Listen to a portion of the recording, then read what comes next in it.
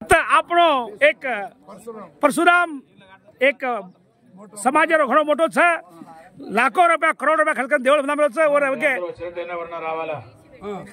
Sir Telugu सोलू sir हाँ लक्ष्मीनारायण स्वामी temple sir हाँ ಹೇಳಿ ಹೇಳಿ ಸರ್ ಹೇಳಿ తెలుగు. జై శ్రీమన్నారాయణ.